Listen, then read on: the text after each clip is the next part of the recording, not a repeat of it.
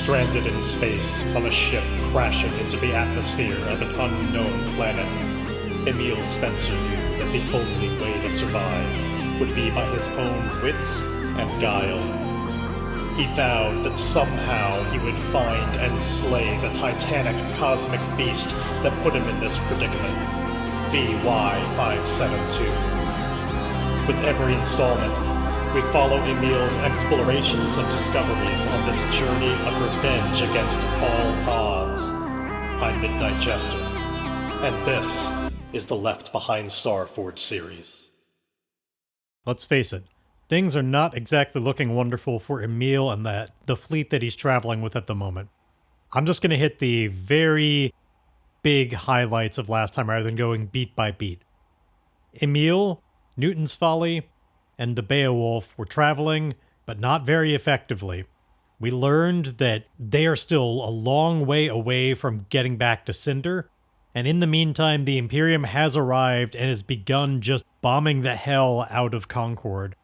The siege has begun. Rubble collapsed in on the junk pile where a lot of the people were working trying to scavenge things to put together into weaponry for the moment where the Imperium finally broke through the door. Emile and co have been getting updates on this slowly as the sector net gives them this delayed information. They're behind, and they desperately need to get back. However, in the final moment of the last episode, the Imperium also was able to send a signal to all of their captured ships to release the anti-tamper device.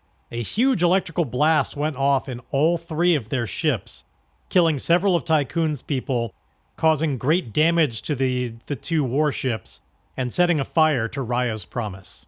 There are immediate problems to deal with before they can even begin to get back home. But before we get back to them, if we're going to give them any kind of chance at actually getting there in time, we need to earn some momentum. We're all the way down at +2. And so I want to use the vignette to once again check in on what's going on with Valkyrie. We've used the last two vignettes to get a bit of an update on what is her situation in the brig. Our last vignette established some communication between her and Fern. Fern was helping her out, keeping her fed, and she asked Fern to help her get in touch with other allies. And so for this vignette, I think we see a little bit of a taste of that. Fern has returned through the vents, and does at this point what is a kind of just established, an understanding gesture that Fern has brought something, but it was too big to get through the grating. It's on the other side. Fern just kind of gestures with their head towards the grating.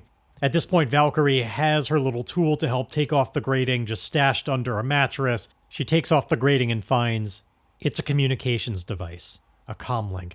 She snatches it out of the vent, eager to be able to communicate, opens up the channel, and on faith that Fern has her best interest at heart, says quite plainly, "Valkyrie here. Is there anybody hearing me on the other end?" And sure enough, Cypher responds, "Yes, we're reading you, Valkyrie.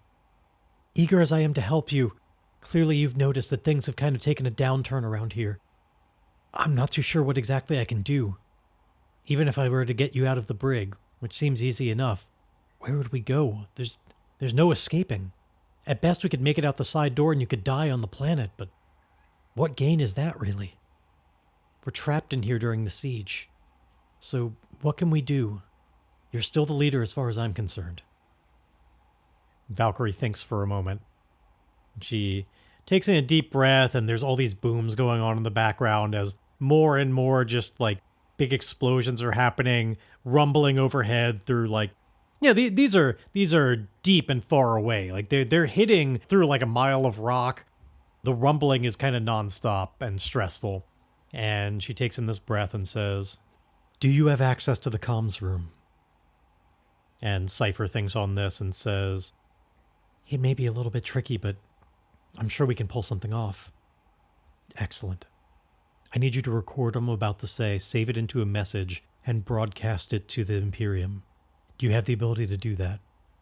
"Absolutely. Whenever you're ready." And Valkyrie, clears her throat and goes, "To the Imperium up above. This is Valkyrie, leader of the Vault Hunters here on Cinder. You have found us and quite clearly mean us harm. However, I feel this is an escalation that has clearly gotten quite out of hand. It is true that we have long been opponents, and the people here have fled your justice. But this does not have to be the only style through which we communicate. I'm ready to talk. You've made your point. If you're open to negotiations and not just outright slaughter, respond in kind and ask specifically for Valkyrie. Do not accept an audience with one called Magpie. I eagerly await your response. Alright. Save that file, broadcast it to them, and let's hope that they're listening. If they're open to negotiation, hopefully I can stall them long enough for the Beowulf to come back. For Emile to come back. So then, you do know where he is? He's out there somewhere? Somewhere. And I hope he meant it when he said he had every intention to return. So with that said, let's take our +1 momentum, and why don't we indeed return to Emile and see how well they can indeed get back.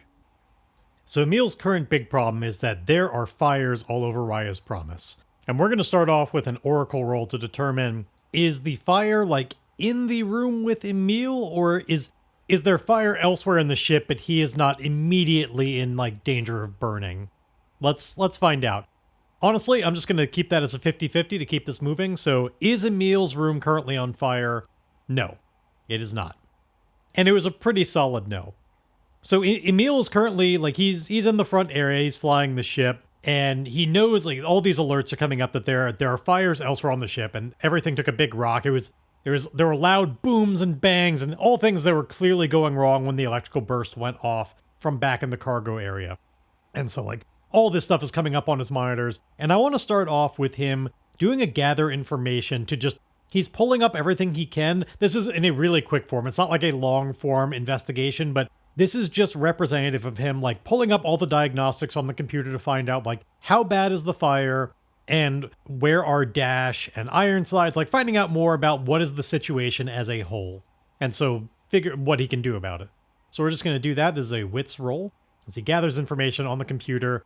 I do believe that because this is involving configuring an electronic system to pull all this stuff up, I am going to give myself the benefit of the tech asset, so we're going to have a +1 on this, as he uses that to really do his research.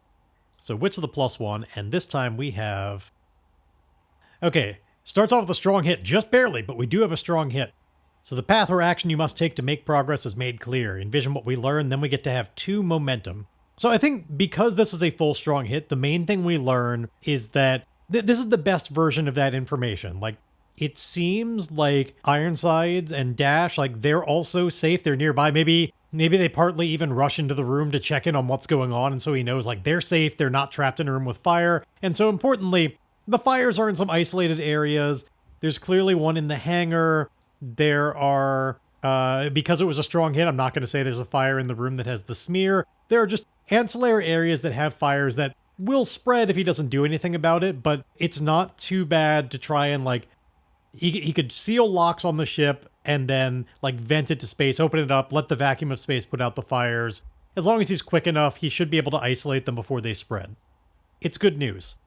So we take our +2 momentum, and let's do exactly that. Let's face danger to try and seal off the ship in time to keep these fires from spreading. Obviously, the reason this is risky is if we're not fast enough at doing this, so it's going to be an edge move. The fires are going to spread, and they're going to get within an area where, like, he couldn't just seal them off without exposing, like, the rest of them. Like, him and Dash and Ironsides, they'd all be exposed to the vacuum of space. And while Ironsides would probably be okay with that, Dash and Emile wouldn't be. So he needs to make sure this gets done before it gets in here, and he doesn't have a lot of time. So we're going to make an edge move, and I think I could make a kind of loose argument for tech still applying on this, but it's not really... We're using the electronic system, but it's really more operating the ship kind of doors and everything. I'm not going to be that nice to myself twice. So this is just going to be a face danger with edge, and we're going to have a decent amount of momentum. It might help us. Let's see what happens. Okay, we get a weak hit, and the top die is a 10, so no amount of momentum would have saved us from that, but it is still a hit. We succeed, but not without a cost, make a suffer move of -1. I think it's just going to be a momentum loss. It's like we get it, we get the doors closed and the fire put out, but the fire is large enough that like it takes a little bit of time to like we shut off the area with us, and then we open up the main cargo bay. We disable the shield on the outside. Like we open that up, but then have to still like kind of open up doors in between. It takes a little bit of time before we can really get everything set up so that the air drains out, it rushes out, and the oxygen is deprived, and the fires are put out. And then also we do need to close it back down and like repressurize and get life support back on. It costs us some time. It slows things down. We're going to lose a little bit of momentum along the way. So we're back down to 4, but that's okay. The fire is out, but the next of the problems is, Emile has not heard from the other ships, and I think through his gather information, some of the things he was learning about as well, like he's able to tell that clearly his isn't the only ship where something went wrong. And I think even without the gather information, Emile recognizes like they probably it wasn't just this ship that went off, probably all of them did. And he does the math on how much bigger it would be with all of them together, and he knows this is a real problem. And so I think he would start radioing in to try and get in contact with, what is the situation on Beowulf and on Newton's Folly? Like, what's going on here? Now, I don't think there's a role involved to get that. I think Emile could relatively easily get a status update from one of those two ships. Like, somebody would be able to clue him in on what's happening. Because they're big enough ships. Like, it's not like the whole thing is offline, even though they had bigger kind of electrical blasts. Somebody would be able to respond. And so here's what I'm going to do. We're going to randomly determine some areas of the ship that are offline. I'm going to do it with descriptor and focus to just kind of inspire what it would be. For the Beowulf, I'm going to do that once, and for Newton's Folly, I'm going to do it twice. And that's because Newton's Folly got the bigger of the two explosions. And so I think that'll be a good way to kind of represent, like, what are our big problems remaining? How dire are they based on that? So, ready for this? This is going to be for the Beowulf. It's one big problem as a result of this blast. Our descriptor and focus are civilized and monument. Now, here's what I think of when I think of civilized and monument. I think of like a monument, like I wonder in the sense of like the game Civilization, like a civilized monument. And what that makes me think of is the jump engines, like the ability to go into this sort of subspace to explore across the cosmos and get across these huge distances over just all these light years. That's a civilization monument, like our society being able to do that. And so I think it is their jump engine got completely reset and borked, like it needs repairs before they can leave. It's got to be fixed. It will not go anywhere right now because clearly their ships were nearby. It blasted it, it damaged it. They can't jump at the moment. That engine got completely overloaded. Safety systems went in place to make sure that it's kind of like shutting down a nuclear reactor before it just melts down. Like the energy surge just tripped all kinds of safety mechanisms in there, and now there are components that just are going to have to be replaced before you could ever actually make a jump safely, before the energy could be contained. Like, you wouldn't want to bypass this. You need to fix this before you can jump again. And so now let's do 2 of those for Newton's Folly. So the first descriptor and focus is empty route. What that says to me is that their jump engines are fine, but these scanners that are able to help plan out the route, like they can't do that themselves. They can't map space. They can't plan it. Like if somebody gave them coordinates to go somewhere, if they had just exact instructions to punch into the computer manually, they could still make the jump, but they'd be reliant on outside help to be able to do those calculations. They could not determine it at the moment. The computers involved with that are screwed right now. They can't pull it up. So that doesn't work. In fact, let's just broaden that more to even say their sensors in general are offline. Like they are flying blind right now. They could fly, but they can't see where they're going. And then for the final descriptor and focus for them, mechanical storm. Okay. What that makes me think of is the due to just the nature of their hangar, maybe the electrical burst is like reacting with things and like it's still kind of ongoing in there. It makes me think of like a Tesla coil where all these electrical arcs are still all over the room. There's something interfering and prolonging that and making that whole hangar just this utter fuckfest. And so the storm is continuing in there. Perhaps it's interacting with the shielding on the hangar doors, and it blasted it in such a way that now that energy is reacting and firing backwards, and it's broken, and it's malfunctioning in ways that just are completely unanticipated. They need to be able to shut that down, but they got to figure out how to do that. They got a lot of problems right now and are just trying to clear the hangar to figure out a way, how can we even make it safe to get back to those ships? And then, of course, something of the lingering question in everybody's mind, even if we did that, say we continued the route all the way to Concord and wanted to intercept the Imperium, even if they took care of all these problems, they made those jumps, they took care of this electrical storm, what's to stop the Imperium from making them blast again? If they used these ships, the Imperium could just make the electrical blast go off again, kill everybody piloting the fighters. Big problem. So, Emile gets the update on all of this. That, Newton's Folly is trying to put out just this electrical storm, and the Beowulf can't jump anywhere, and so clearly, at the moment, they're not going anywhere. They can't continue this journey until these problems are solved. Now, to keep things moving, I think we are going to hit just kind of the highlights of this rather than go moment by moment, but we get a bit of a montage as they try and fix these problems. For just game purposes, I want to start off with Emile securing an advantage as he's talking through with these people, figuring out what are the problems and coming up with a plan on what are the simplest ways to solve these things. It sounds like the Beowulf, with enough time, they'll be able to fix their jump engines. That's going to take time no matter what. In the meantime, we need a quick way to shut down the electrical storm happening in the hangar of Newton's Folly. And I think during the time where the Beowulf is getting their jump engines back online, we need to make sure that these electrical blasts can't continue happening. We need to actually take off these anti-tamper devices. So they're talking it all out. I'm going to secure an advantage here with wits, as we're just using expertise and focus. We're using our best smarts to figure out what is the cleverest way to, safely shut down the electrical storm so that we can get to all of those ships and hopefully disable the anti-tamper devices. But we need a plan. So, this is secure an advantage with wits. I don't think I've got anything in particular that's really going to help me asset-wise. Not with coming up with the plan itself. Yeah, let's just roll it. So, secure an advantage, wits, and we get... Okay, we get a strong hit with a match. A double 7 match. That is the highest strong hit with a match we've ever had.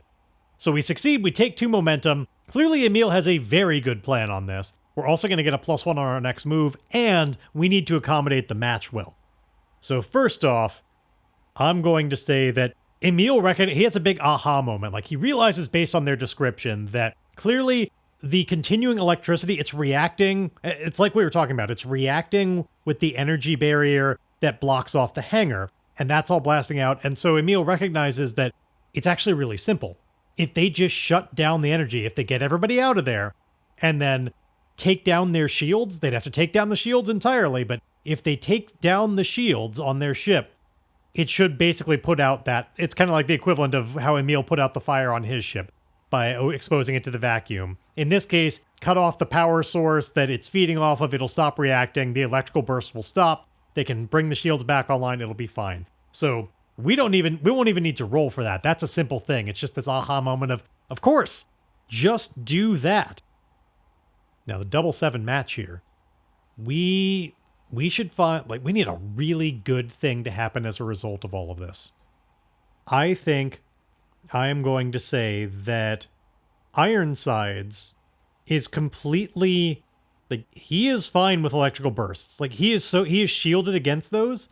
He could walk through, he could be struck by lightning 50 times in a row, it wouldn't matter. He is completely shielded from this. His internals are fine. That doesn't damage him. Which means Ironsides could deal with the anti-tamper devices, and he could just crush them.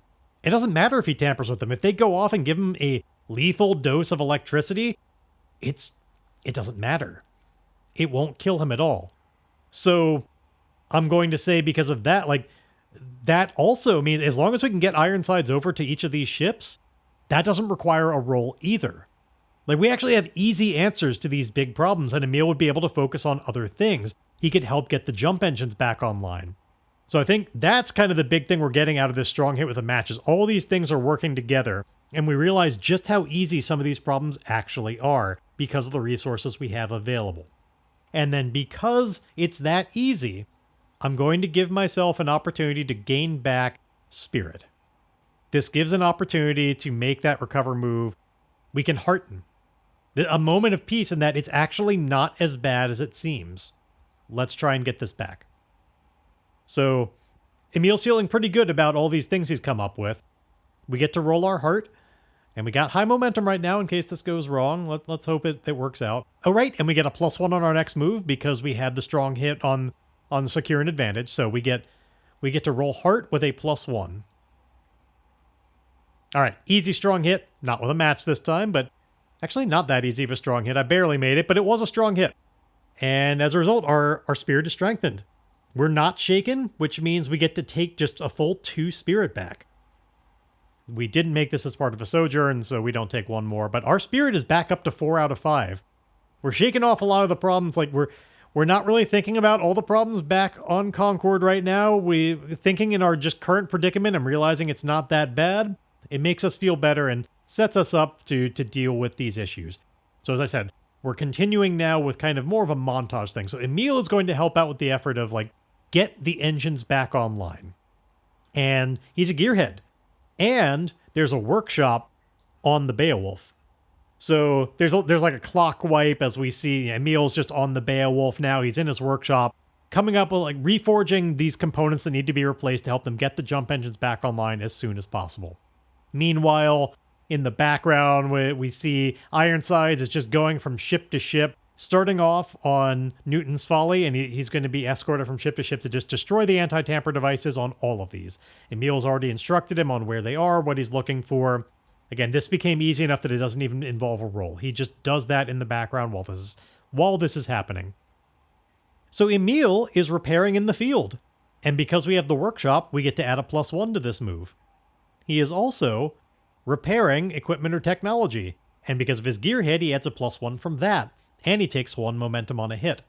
And this is definitely a wits move, as he's just making repair, fixing the jump engines.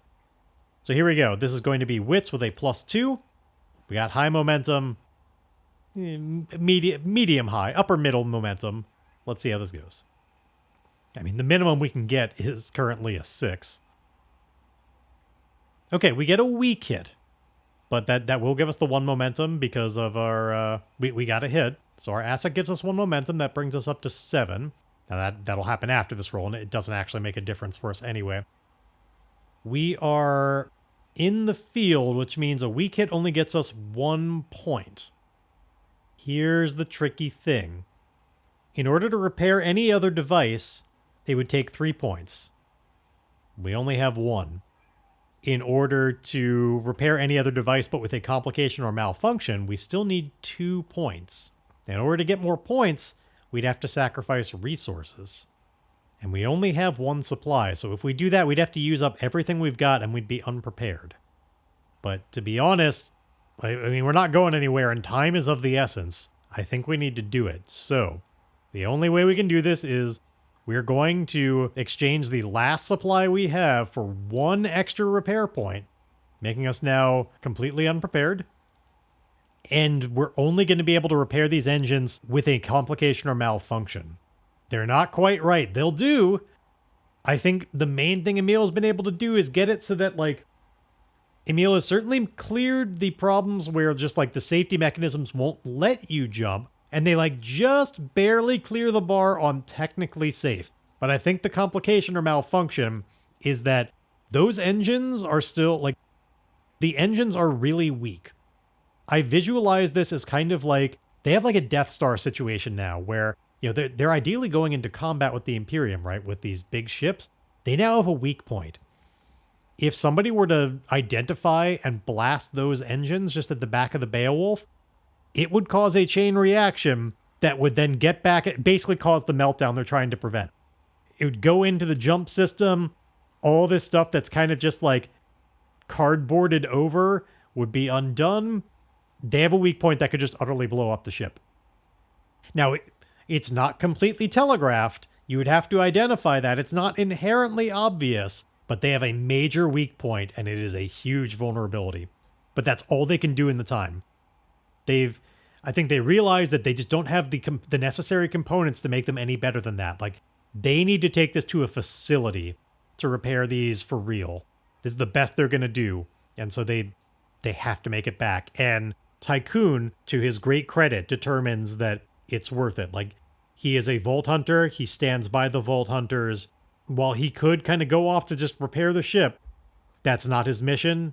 He's going to stand by what he's supposed to do, and he's going to go back despite the exposing everybody. I think there's like a scene where everybody becomes aware, like everybody on the Beowulf, this information is spread.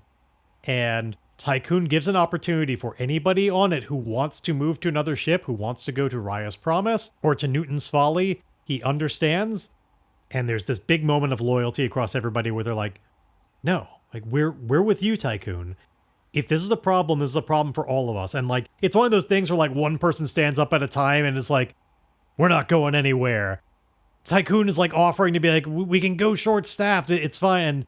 And like one person at a time is just like, I'm staying aboard. I'm staying aboard. I'm staying aboard. They all join in until it becomes clear nobody is leaving. They're all going to risk it together. So, yeah, that's what happens there. But with those immediate problems taken care of, and we have a system where even though Newton's Folly is flying blind right now, we can maybe take care of that while we're waiting at the next jump. We're able to give them the coordinates. We can just continue as we're going right now. Like, we can finally undertake this expedition and try and get to our next spot. So as a reminder, we are currently sitting at 3 progress on finding a way back to Cinder, but we're back to a dangerous expedition. So every time we'll get 2 progress.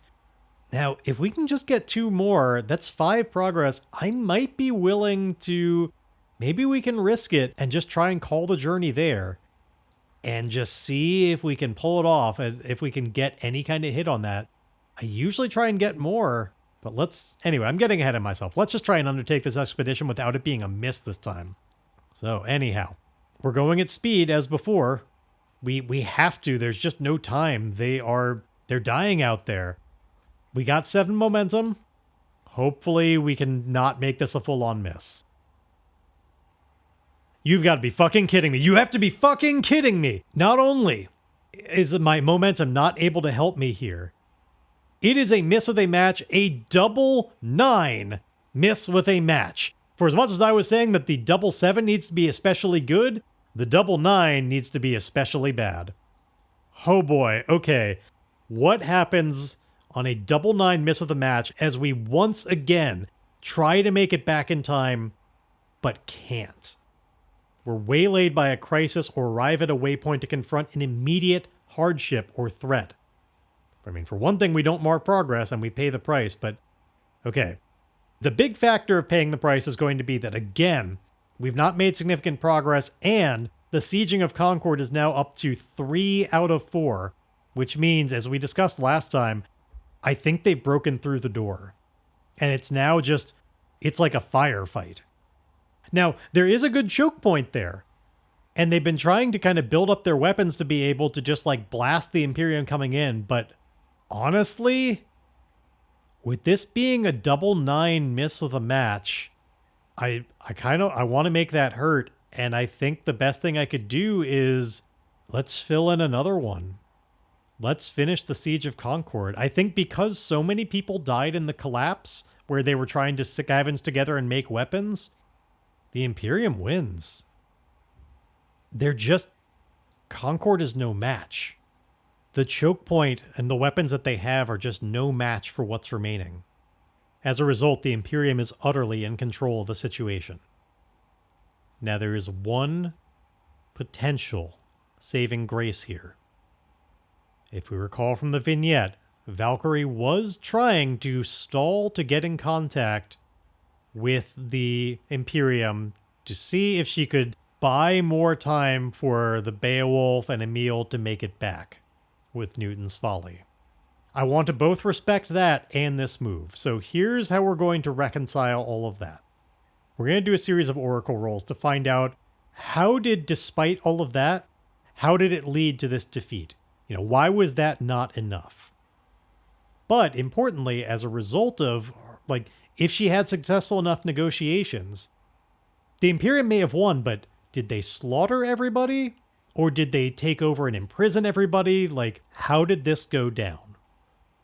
Oh, also, I kind of buried the lead on this. It's a double 9 miss of the match. Let's also fill in the last on the clock on the arrival of the Wooden Heart Fleet extension clock that we've been ignoring for a while. The final 2 segments on the sieging of Concord are getting put in. The final segment on the arrival of the Wooden Heart Fleet goes in, which is just going to represent that they finally got their shit together, snuck onto the planet, and stole the, they've stolen the big Chaos Crystal. They have it.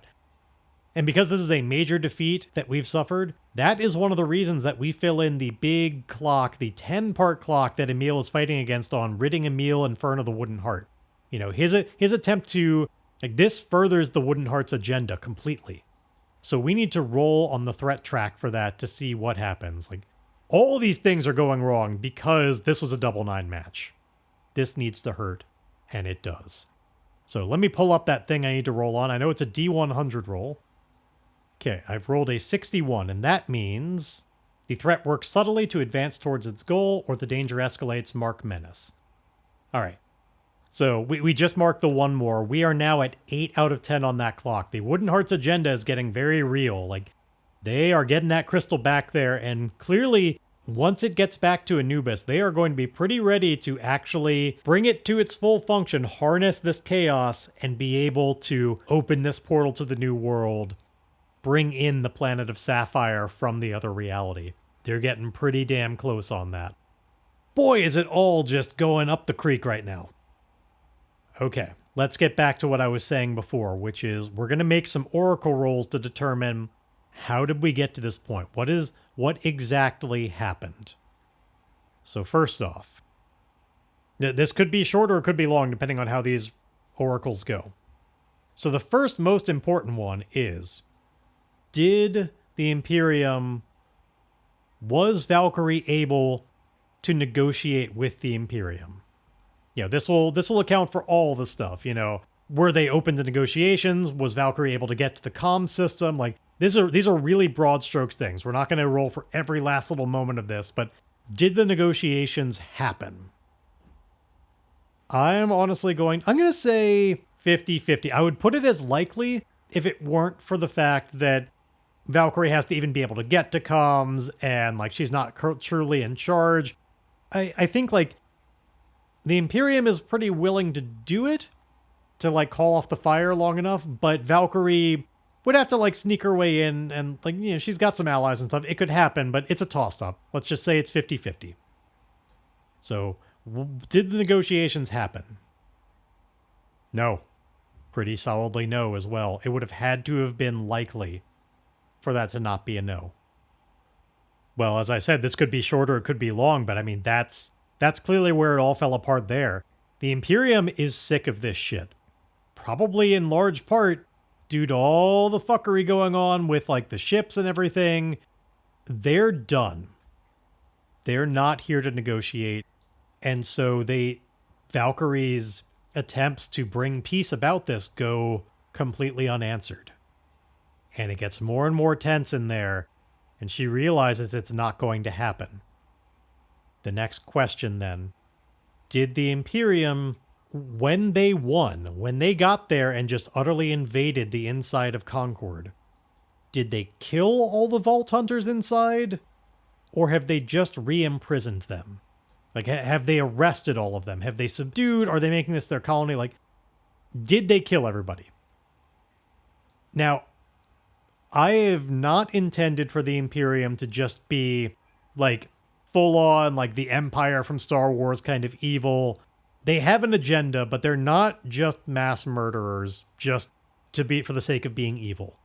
So I'm going to put it as unlikely that they just annihilated everybody. Did people die? Absolutely. The people who were actively fighting back and shooting at them, there were definitely casualties, there were definitely deaths, no matter what the Oracle says. But did they make a point to just exterminate the colony?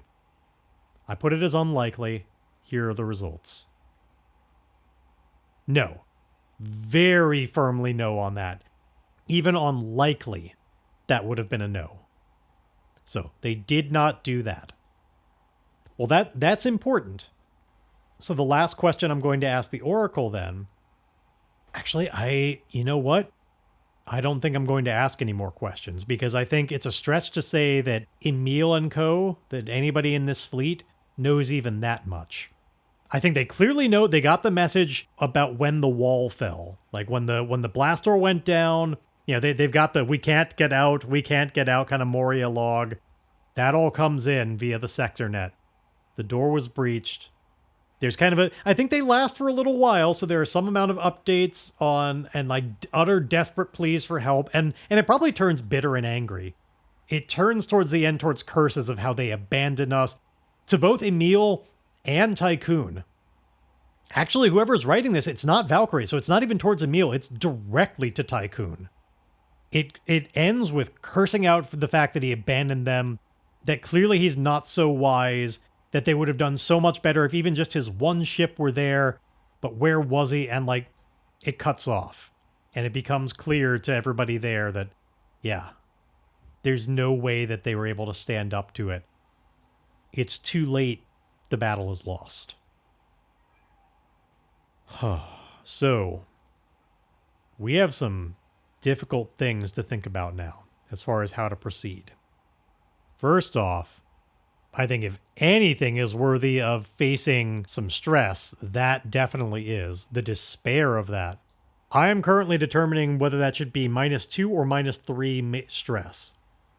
I think since this is through the lens of Emile, I'm going to lean towards -2, and that's for 2 reasons.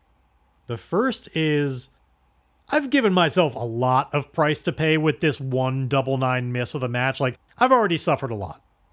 And so that's the first reason, if I'm being honest, is let's not hammer too hard. We've hit on everything else. But here's the more narrative reason that is also true. Emile does feel bad about this all, but for the most part, they're not really his people. Like, he did make a promise to them, and that feels shitty. He tried to help them, and he failed. And he does feel it throughout his body, but it's not the maximum amount of devastating as if these were all, like, his family and friends. Like, he's had vaguely positive relationships with some of these people, and a lot of them really didn't like him. So there's enough kind of on both sides that he doesn't feel the full -3 stress, just the -2. But still, that's the 2 that we gained back from feeling better earlier. Now I can try and shake it off. Let's see. I'm going to roll with my heart right now and see if maybe we can get back some of it. We still have high momentum, so let's see. We're enduring stress. Okay.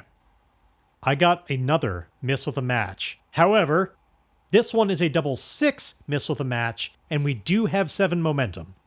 So I have the opportunity to turn that into a double 6 strong hit with a match. And you know what? God damn it, we're taking it. It also kind of makes sense that all momentum is lost right now, given everything that just happened on the last roll. So, strong hit with a match on enduring that stress. So we are able to shake it off. I'm not shaken right now, so I'm going to take 1 of it back. We go back up to 3 spirit. And now we need a double 6 strong hit with a match. Today is just going to be, we're playing with matches in all respects. So what is the silver lining to all of this that makes something really good happen for Emile? Emile and everybody. Like, what is the silver lining on this all that makes this all better? What do they get? And it's still a pretty good one. This is double 6. Okay, I think it's going to be kind of related to the last time we got a big double match, because this is something that I feel like I could justify pretty easily. You know, Emile and Dash and Ironsides, they're all back on Raya's Promise together. And one of the things that advances a connection, when we develop a relationship, when we stand with them against hardship or share a profound moment. And I think this big loss, I think they share drinks together. Like, they're both feeling it. They commiserate. They confide in each other. We're going to develop this relationship with Dash. And because that's something that might have happened even anyway, and this was a big match, I'm going to allow myself to do it twice. Just let's keep this simple so we can move it along. We're going to twice get to develop this relationship. So yeah, they're like slumped on the floor together, backs in the corners, sharing this bottle about how it was doomed to begin with. And they both talk about all the mistakes they've made. And I think part of the reason that they develop this relationship so much is that, this all began with Dash and Emile being enemies, right? Dash considered him an enemy of the people. He didn't really fully trust him. Emile kind of earned that trust a little bit. It's been a rocky road, but like now they're truly becoming more of like on the same level. And this is when Dash admits to a big failure of his own that's maybe even somewhat comparable to Emile's mistakes that like got him to be an enemy of the people. Because, they're talking about how Emile keeps trying his hardest. Like Emile opens up to him and he's like, Dash, I keep trying. I keep trying to do the right thing in the moment to help the people that I think are on the right side of things. I keep trying to be better, and people keep dying because of what I'm doing. I don't know how to make that stop. And Dash is going to tell him a story about a time that something that he did, that as a result, a lot of people died. And I don't know what that is, so we're going to use some oracles to help generate that. We are going to find out a major moment of failure from Dash's history. So first thing I'm going to roll is a character goal. We're going to find out what was he trying to do. He was trying to repair a technology, reasonable enough. This could be related to his efforts to try and make Ironside to begin with. If we take a little bit of a loose idea on repairing, he was trying to invent a technology. He was making this artificial intelligence. And let's roll a story complication oracle to find out, like, what was the problem? How did he wind up getting a lot of people dead? Two seemingly unrelated problems are shown to be connected. Why don't we connect a couple of things in our larger story here? Dash is a vault hunter. So the process of like trying to connect to vault, like trying to open up vaults to seek those out, let's say that is somehow connected to VY572. Let's have their big pursuits be somehow connected. So how do we bridge these two? What is the relationship between them? And how did this get a lot of people killed? Well, if it has anything to do with VY572, we know that's a titanic cosmic beast that certainly rocked the Reacher. So like, it's not too hard to think of how if VY572 got involved, that could have gotten a lot of people killed. But how does that relate to the artificial intelligence? Why don't we say that in order for Dash to have created Ironside's intelligence, part of what he did involve stolen technology from the inside of a secure Imperium location. Not a vault. I don't think any vault hunter has actually ever successfully made it inside a vault. It's their long pursuit. They're trying to get inside these things. They're trying to find them, to solve all the mysteries, that to even get a location and be able to open them up and find out what the hell is inside these things that is so worthy of keeping secret. But there are, the secrets are kept in Imperium locations, and so he's been involved with raids and stuff, and he's able to steal technology. And why don't we say that, on one of these raids where he was able to steal these parts that he would ultimately use to make Ironsides, the clock was ticking. Everybody else on the team who involved with this heist, they were all telling him, like, we got to get out of here, like, go. And he slowed them down by taking these parts. The team wasn't going to be able to make it out in time as a result. And so he needed to cause a distraction to give them that window. And he spotted some strange-looking technology that he had not seen, activated it in order to just cause that distraction. Unbeknownst to him, this was prototype technology from LazTech. This was the project that they were working on that caused Emile to leave to begin with. Part of their efforts to try and make just a new kind of jump technology that would open up portals.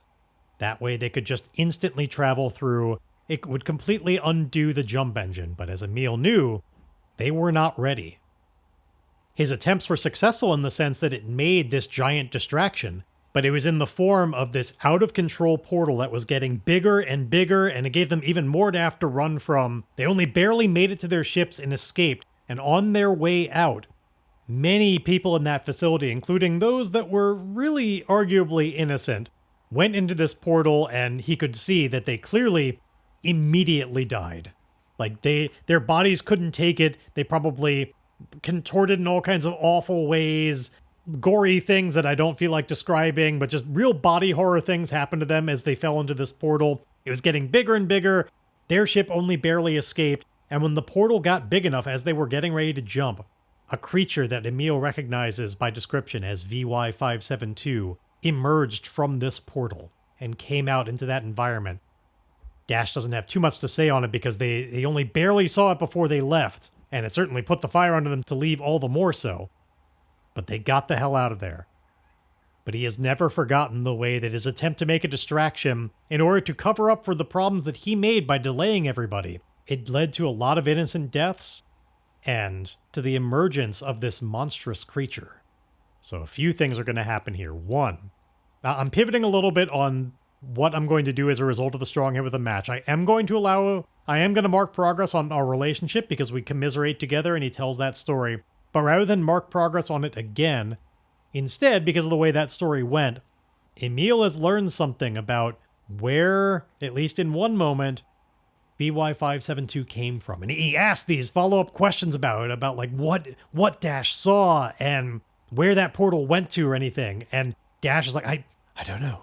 I don't know.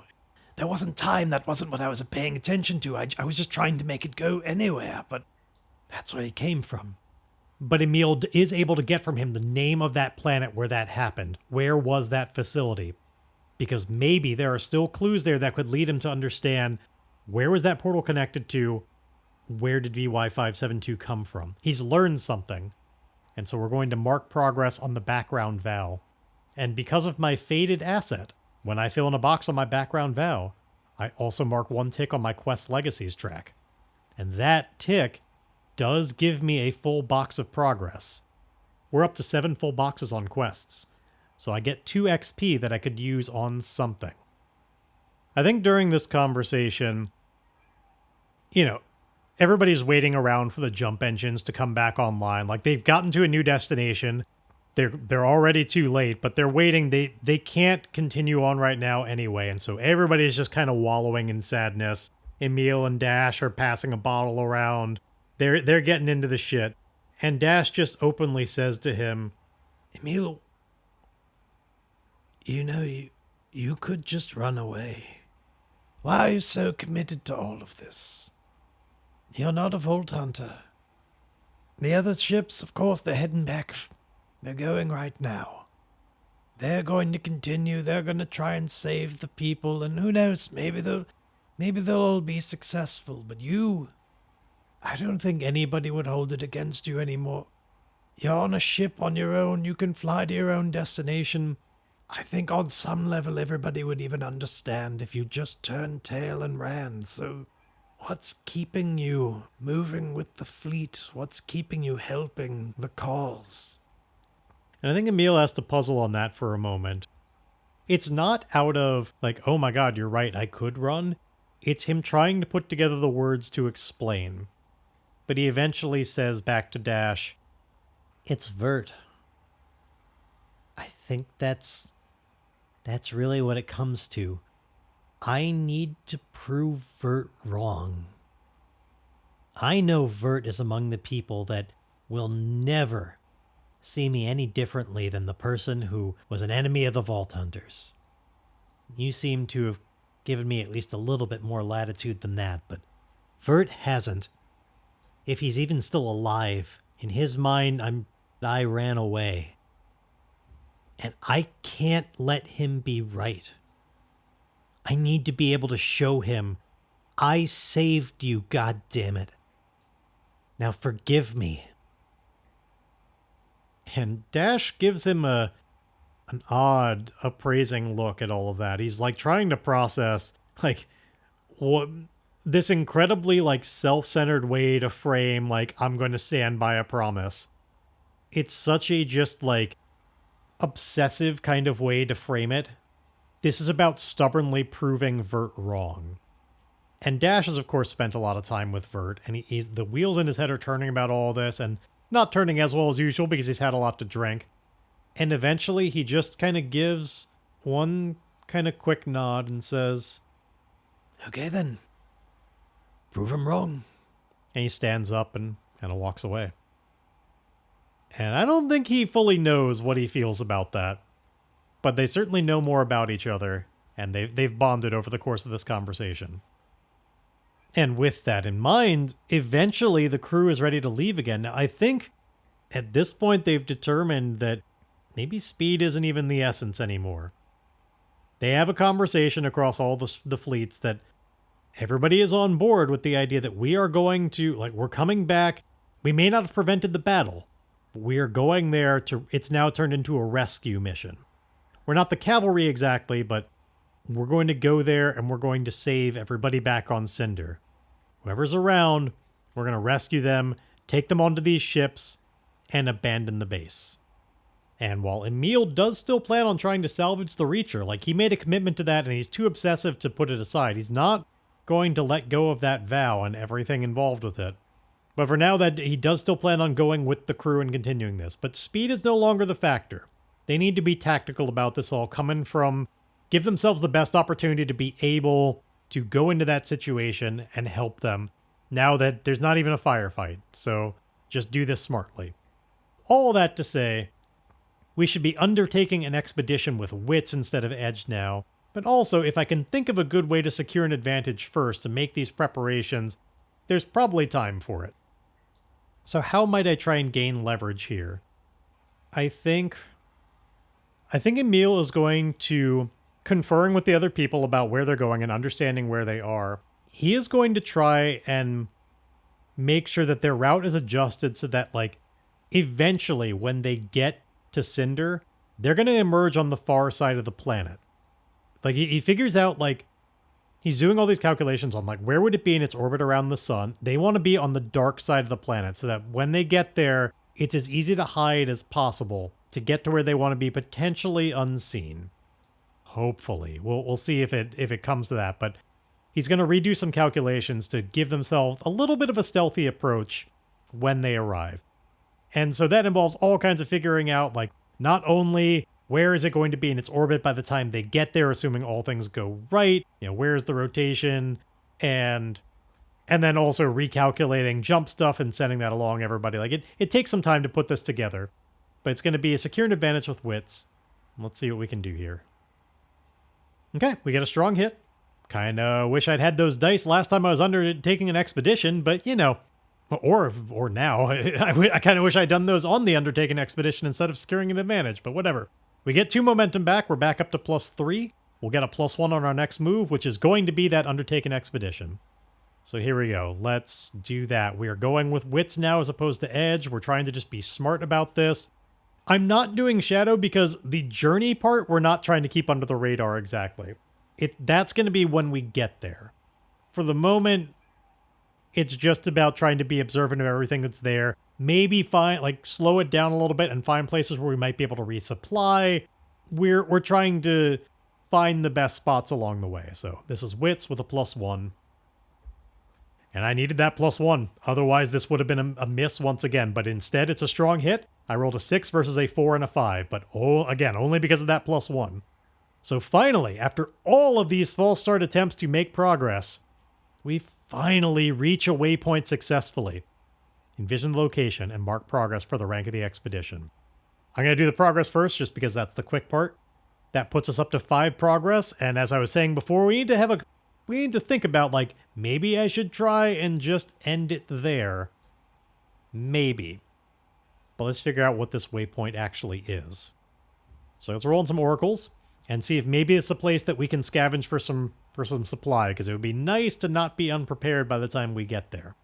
So we are currently in the Outlands, and we have found a debris field, frozen asteroids. Good enough place to hide in for the time being.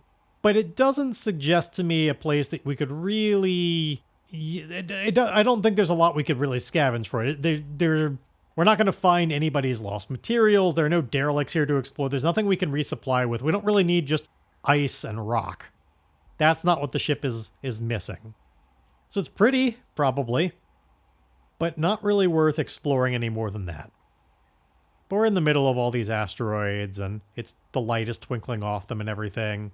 And while they're waiting for the jump engines to come back online, maybe he's in the room with the smear and he's looking at it, and it's once again trying to get back in a completely different direction to where they're going. And we see him mulling over all over again the idea of, like, he could just be pursuing VY572. He could be trying to look into that lead that Dash gave him, but it would prove Vert right. And so he recommits himself. Now, should I go one more time? Or should I just try and do this here? I think since we're now going with Wits instead of Edge, I'm going to try and undertake one last expedition to try and get to one more waypoint where we can hopefully scavenge anything useful before we try and finish this. So here we go. There's another one with Wits, but this time without a +1. Oh man, the irony is, had that been a progress move, we actually would have gotten a strong hit on finishing the expedition. But as it is, it was still a strong hit. I rolled a 1 and a 3, so it wasn't too hard to overcome. So we do reach another waypoint, so once again we'll get to mark progress. We're now up to 7 boxes on finding our way back to Cinder, and this time our waypoint is... Ooh, roll twice, okay. Planet and Derelict. Well, that's definitely sounding a little bit more possible to maybe get some supplies first. The planet is an ice world. Apparently we're far from the sun right now. Everything we're encountering is ice. Maybe partly because we're coming in from a different angle that's going to allow us to be on the dark side in this part of the orbit. I don't know. That probably doesn't make a lot of sense, but whatever. We find an ice world, which when observed from space, it has a supersized ice volcano and world-spanning ice canyon. Are there settlements on it? This is the Outlands. There are multiple settlements on it. Multiple. Well, we finally found the Hoth on our way back to Cinder. Wait, multiple settlements on an ice planet. That is very reminiscent of Taiga, where we had that whole conflict between Sigil and Vega inside the energy dome that Emile, like, I would say it's that planet, but that's way too far away. That is so many connections and paths between Cinder and there that I want us to be closer than that. That doesn't make sense. This is a different ice planet.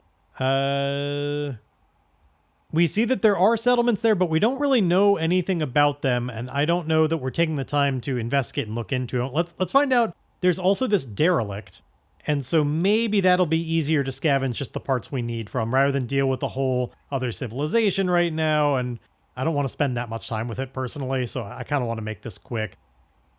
If we didn't have so many more important things to do right now, I might find out all these details about this planet and this derelict and what's going on there, but I'm really just going to answer this all in one broad stroke oracle. Like, between all those two, do these ships have an opportunity to resupply?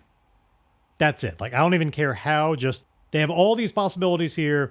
Are they able to resupply while they're at this waypoint? Like, if we... Actually, let me just do that as explore a waypoint. We divert, we investigate these a little bit to find out about this derelict and about these settlements to find out where's our best opportunity. So I'm going to roll wits. Okay, I get a weak hit, which tells me you uncover something interesting but is bound up in a peril or reveals an ominous aspect of this place. Envision what you encounter, then take +1 momentum. I think we determined that this derelict is... oh, maybe it's the one... We've had a waypoint before where there was a derelict ship that had all kinds of just, like, chaotic energies coming off of it and a weird radiation. Like, maybe it's that same ship that's moved around and now it's in orbit of this other planet. Like, it shifted through space. It got captured in the gravity well. Now it's around there, and all those chaotic energies are still present on the ship. And the settlement is trying to deal with the weird things that it's making that are then coming down into the atmosphere. They got a lot of problems there that are too much issue for... We're not dealing with that right now. That's not our problem. But it keeps making all these strange changes in creating objects that deorbit and are like... I think that they're basically just big falling... Like, they're just making a bunch of craters, and so they're assembling a team to deal with the problem on the derelict, doing their best right now. It's this joint effort between the settlements, but they have a lot of different ideas on what's the best way to approach it, and so they're at loggerheads, and nothing about this suggests that this is something we want to get involved in when we have our own problems. So ultimately they determined that while they could try and scavenge the derelict, it would be really hard to do safely, and it's just best to go in unprepared and be like, there are better places to get supply later. Let's just try and finish this expedition. We're almost there. Let's get back to Cinder. So I'm going to do it. I'm going to see if 7 progress is enough as we try and finish this expedition. So we determine that we're 1 jump away, and everybody is like, we should be able to come in on the dark side of the planet if this all works. We need to be ready for what's coming. This could be a great battle with the Imperium. It might be a futile effort. We don't know how many people are there now. We don't know if they're even still there. We don't know what's coming, but be ready for anything is kind of the big vibe. And then we finish this expedition. So let's roll again. So we got 7 progress. I roll a strong hit. Okay. Once again, a 4 and a 3. I could have done it with 1 less waypoint, but we get there. We reach our destination or complete our survey. Mark a reward on our Discoveries Legacies track. That is 2 ticks on our Discoveries, because this got ticked down to a dangerous one. That also will fill in a box on my Discoveries track, so I now have 4 XP to spend. I think it's safe to say, because it's a strong hit, we get there on the dark side of the planet. And as for the state of things when they get there, well, that's a question for next time. I do have a little bit of an update for you guys. You may recall that I had been racking my brain over what the hell was going on with episode 10, In a Pickle. I mentioned before how it was getting 10, 15, sometimes as many as 20 listens a day from this one particular listener, as far as I can tell. Well, I have an update. Now, I'm sad to say that the update is not that I have any idea why this one person was doing it that many times a day. I'm still wondering that. I'm still looking for information regarding what would motivate that sort of thing. The update is, though, just as mysteriously as it began, the mass listenership of In a Pickle has stopped. Whatever person was listening to it a bunch, they finally got it out of their system and it's ended. They're no longer in that pickle, I guess. I'd still love more info on why it happened to begin with, but let's move on to the prompts. They're going to seem really out of nowhere this time, but it relates to something that went on in my life earlier tonight, and I'm going to mysteriously leave it at that. Anyway, tonight, I want you to use these prompts to tell me about an unconventional murder weapon. And that's right, it relates to my life. Barely, don't worry, things are fine. I'm going to roll a descriptor and a focus, and I hope you tell me about this weapon. So, we have perilous and terrain. Tell me about how perilous terrain served as an unconventional murder weapon. And of course, the best way to tell me this idea is to send it to starforgedpod@gmail.com. And while you mull over that, I'll say, play me out, music.